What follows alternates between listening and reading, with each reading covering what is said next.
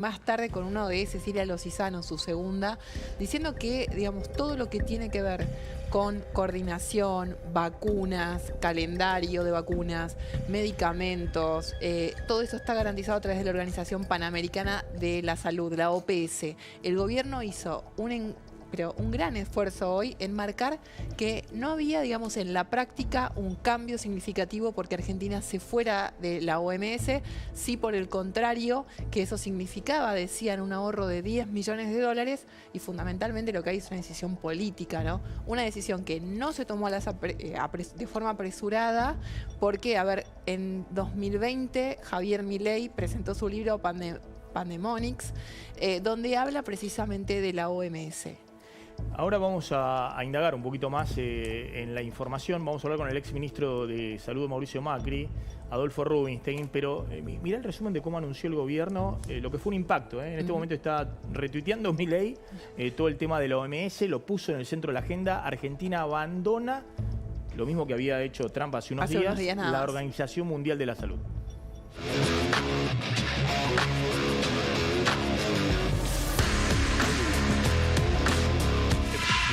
Milei instruyó al canciller Gerardo Wertheim para retirar la participación de la Argentina en la Organización Mundial de la Salud. Siempre fue muy crítico. De la pandemia, de la cuarentena eterna. De la cuarentena eterna fue muy crítico y con la OMS plata en eso no tiene sentido. Sí hay otros organismos, sí, totalmente. En general todos estos organismos, yo también soy muy crítico.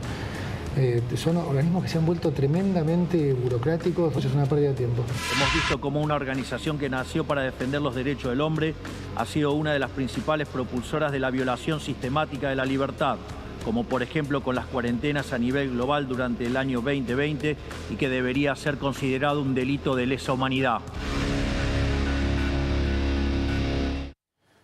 Ya va a contar Delfina Galarza, bueno, las reacciones, esto ha tenido mucha reacción hoy en la dirigencia política local, pero está Adolfo Rubinstein, exministro de Salud de Mauricio Macri. ¿Qué tal, doctor? ¿Cómo anda? Gracias por atendernos, muy amable. Hola, buenas noches, Maxi, ¿cómo están todos? ¿Qué significa esta decisión de la Argentina? ¿Qué efecto práctico tiene Argentina yéndose de la OMS, la Organización Mundial de la Salud? Respecto a la OMS, la relación que tiene la Argentina no es la misma que tiene con la OPS y ahora me parece muy importante hacer la diferencia. Retirarse de la OMS tiene que ver con dejar de ser parte de la conversación sanitaria global, lo cual para mí es muy serio. Yo creo que es una decisión muy equivocada, irreflexiva y cuyas consecuencias no las conocemos todavía. Pero cuando estamos frente a un marco de un mundo cada vez más globalizado, donde, digamos, la salud no reconoce fronteras, miremos lo que pasó con el COVID-19, salir de la organización que vela, más allá de los errores y las limitaciones, que vela por las políticas sanitarias globales, para mí es muy grave.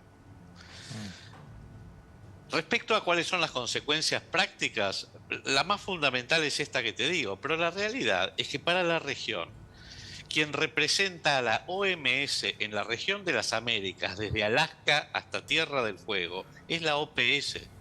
Más allá de que sea una organización diferente, porque la OPS tiene una personería jurídica distinta a la OMS, porque en realidad la antecede. La OPS se fundó en 1903, creo, y la OMS en el 1948.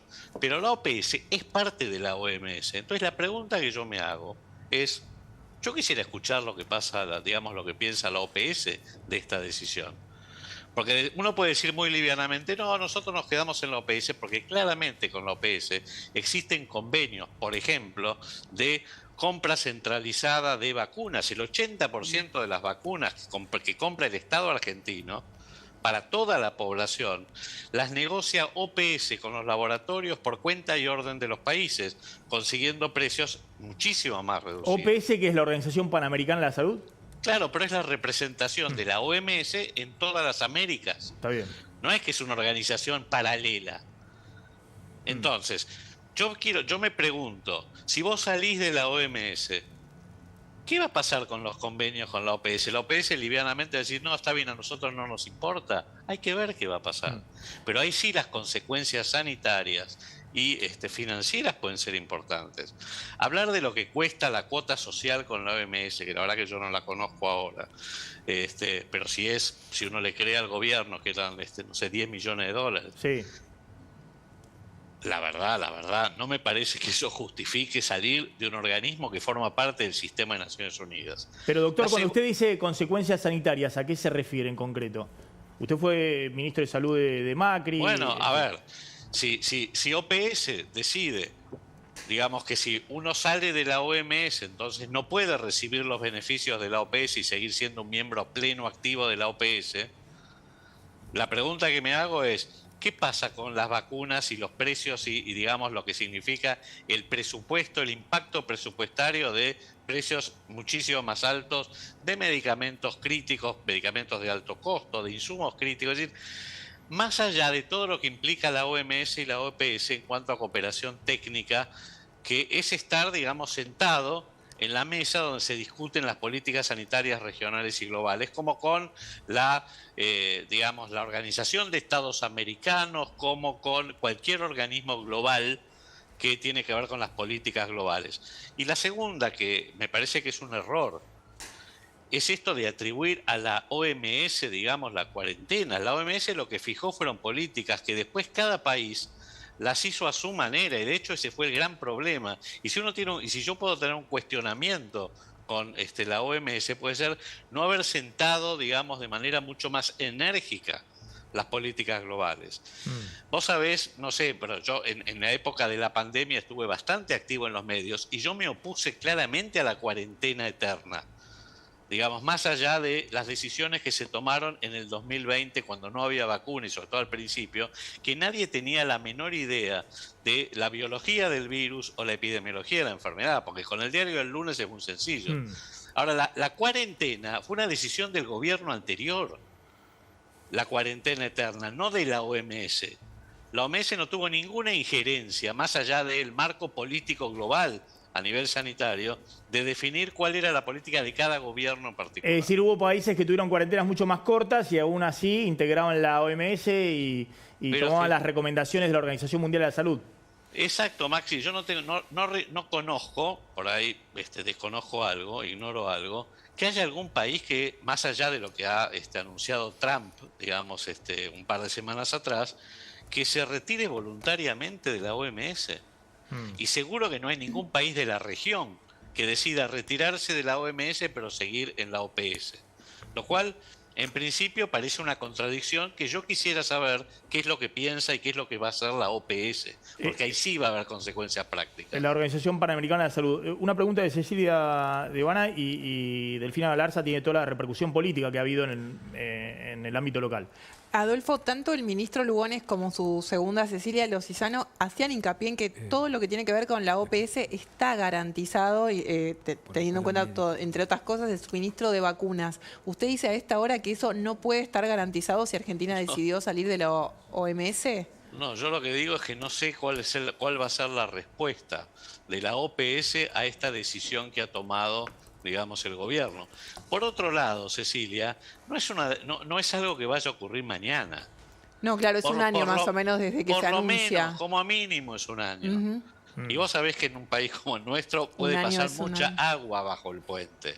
Ahora, yo quisiera saber en estos días, probablemente lo sepamos, bueno, ¿qué es lo que piensa el director general de la OPS, que es Jarbas Barbosa? ¿Qué piensa el directorio de OPS? Hay que ver qué es lo que van a decir. A ver, doctor, espéreme un segundito, porque Hugo Machiavelli tiene información sobre esto. Quería agregar que el gobierno está tomando una decisión que afecta al tema de la salud, por un lado, también con la idea de derogar 2 artículos de la ley 26.743 sobre el tema género, y esto afectaría al plan médico obligatorio de los efectores del sistema de salud, ¿no? Con respecto a el tema de la Convención de los Derechos del Niño, al cambio de género. Lo hace por DNU, pero eventualmente ese DNU puede ser revocado por el Congreso y hace falta tener una ley. Pero inicialmente, el plan médico obligatorio, ¿cómo queda en este caso? Se lo pregunto, Rubinstein. Es una buena pregunta, Hugo. La verdad que no sé. Lo que te puedo decir es que la ley de identidad de género es una ley y por supuesto que, digamos, un decreto no puede revocar livianamente una ley. Después podemos discutir, digamos, este articulado y podemos discutir si de los 16 a los 18 algunas se debería cubrir, por ejemplo, el cambio de sexo. Todas estas cosas son parte de el debate y me parece que tiene que ocurrir en el Congreso. Ahora, de nuevo, me parece que esto tiene mucho que ver con el seguimiento de una agenda que no es la agenda argentina, digamos, claramente tiene mucho que ver con la agenda de Trump y digamos, las políticas que hoy, digamos, están comenzando a evidenciar de esa manera. Trump decide, por ejemplo, la salida del OMS, nosotros la seguimos cuando no hay ningún otro caso, hasta donde yo sé, en el mundo al respecto. Doctor Rubinstein, gracias, muy amable, como siempre. Gracias a ustedes.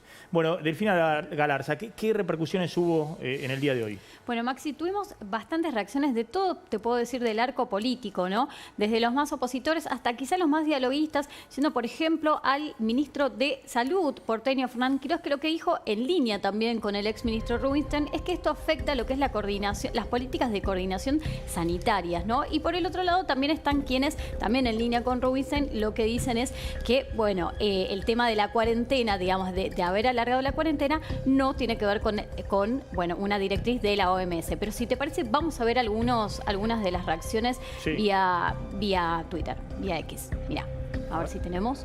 Bueno, acá justamente tenemos a Victoria Villarroel, que fue quien, por supuesto, en línea con la decisión del gobierno, respaldó la medida y es más, lo que dice es lo siguiente: la OMS y el gobierno de Alberto Fernández fueron responsables de las medidas violatorias de los derechos que padecimos en Argentina y el resto del mundo.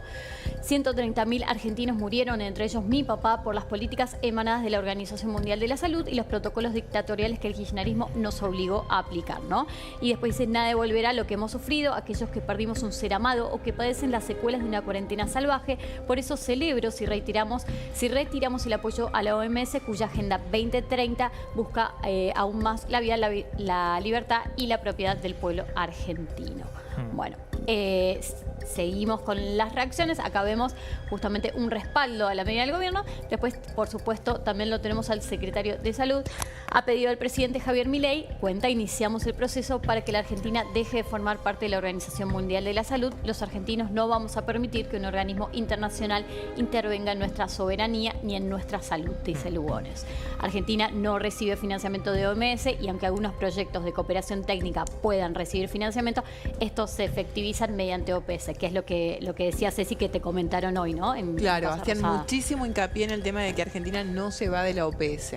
Esa era la respuesta del gobierno cuando uno preguntaba sobre los efectos de esta decisión, ¿no? Exactamente, y lo que Rubinstein quizá pone en duda, ¿no? Si va a haber o no, si va a afectar la adquisición de vacunas, que es cierto que al día de hoy se consiguen a precios muchísimo más bajos. Más barato. Justamente por formar parte. Machiavelli, hubo otra novedad al respecto en esta agenda que Milei de alguna manera esbozó en Davos, que es prohíben a los menores de 18 años el tratamiento hormonal de cambio de género. Exactamente. Bueno, lo que el gobierno propone a través de un DNU es la derogación o el cambio de los artículos 5 y 11 de la ley 26.743, que justamente permitía que los menores de menos de 18 años pudieran cambiar de sexo, o de género y también de nombre. El artículo 5, por ejemplo, hacía alusión a que uno podía cambiar de imagen y de nombre si era menor de 18 años y tenía el consentimiento de sus padres. Bueno, eso cambia, tiene que ser mayor de 18 años. Y el artículo 11 hablaba del cambio de género, del sexo. Esto va a impactar porque, claro, fue un anuncio del gobierno que en general tiene la adhesión o forma parte de la refutación de la agenda woke, pero tiene implicaciones. Por un lado en el Congreso, porque muchos dicen, mirá que el DNU tiene que ser refrendado en el Congreso o eventualmente tiene que enviarse una ley para derogar la anterior, porque hasta ahora todo el plan médico obligatorio y los efectores del sistema de salud lo tenían como parte de su obligación. Esto forma parte de lo que el presidente dijo en Francia cuando habló de una censura progresista. Es decir, que para el gobierno es clave el tema de la agenda woke o de la batalla cultural, y que por supuesto está en el medio del debate, y este es el espejo de Trump al que vos te referías. A ver, yo lo voy a hacer jugar a Carlos Fara. Gracias, Carlos, por venir. A ver si esta es la agenda que hoy está presente o no. Pero Kicillof hoy